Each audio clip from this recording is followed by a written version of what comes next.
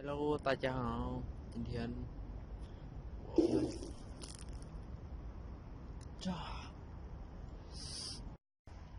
大家好สวัสดีนี่ครับก็อยู่ที่ซานซีเมืองไทยอยู่ภาคเหนือของประเทศจีนมาเบิ่งน้ำแม่น้ำทางสายเนาะเป็นน้ำก้อนเลยครับแห้งเลยอากาศก็ตอนสวยกับประมาณ-7 -8 องศาตอนนี้ก็ประมาณ-7 -8 องศาแต่ว่าตอนกลางคืน-14 15 องศาให้น้ำกลายเป็นน้ำแข็งเลยหรือว่าสุดๆนี่ก็อยู่ส่วนสาธารณะ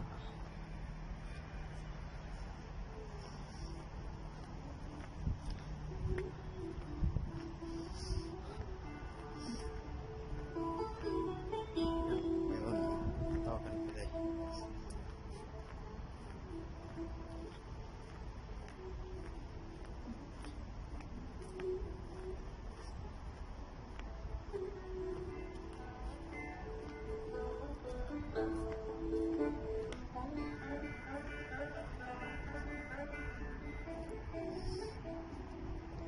ตอนนี้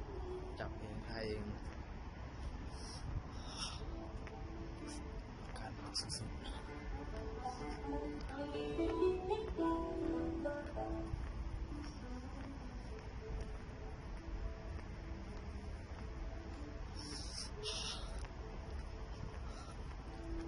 ย่างไวๆให้มันอุ่นๆหน่อยนึง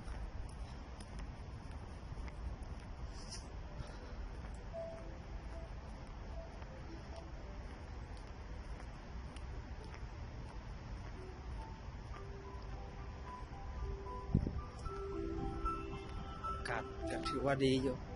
ถึงจะหนาวก็ยังมีแดดถ้าไม่มีแดดนี่โอ้ไม่ไหวเลยน่าจะออกห้องละ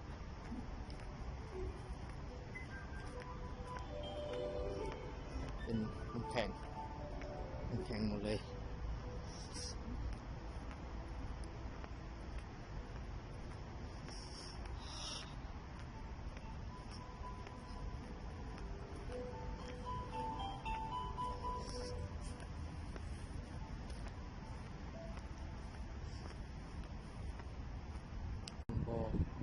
ช่วงนี้มันแข็งหลายแต่ก็แข็งมันส่วนนี้จะแข็งเลยเป็นก้อนเลย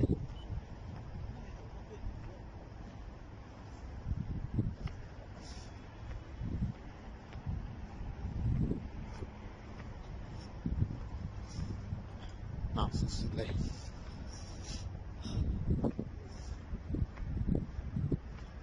ภาคนั้นก็จะเป็นตึกล้อมชุดบรรยากาศยามพอสมควรน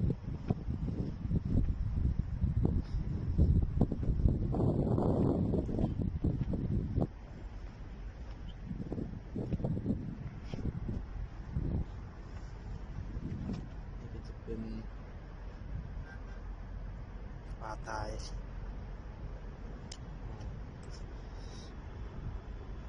ใส่แข็งเลย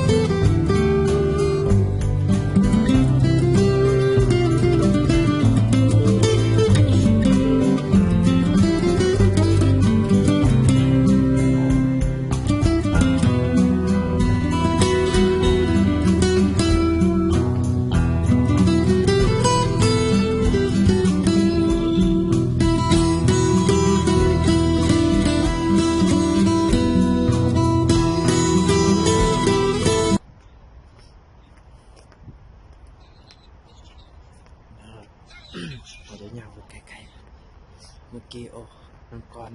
หรือว่าเสียงอย่างก็บุ้งแตะในพื้นน้ำกึบตกใจยังเห็นครับว่าเลยโคตรตกใจสุดๆแต่ว่าอากาศนี่ก็โคตรหนาวมือแดงครับไฟไหม้ไปกันเลยเราจะวิ่ง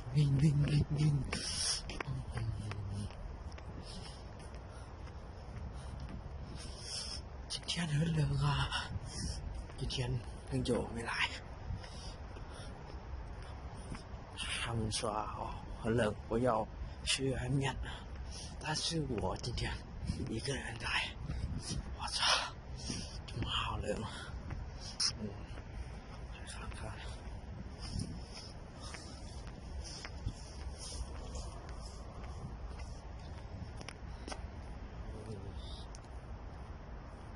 ก็ถือว่าออกแบบออนไลน์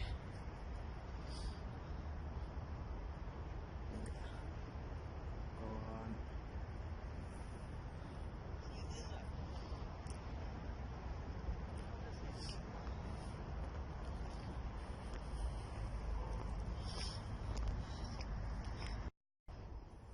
ตอนนี้ก็เริ่มมืดแล้วนะ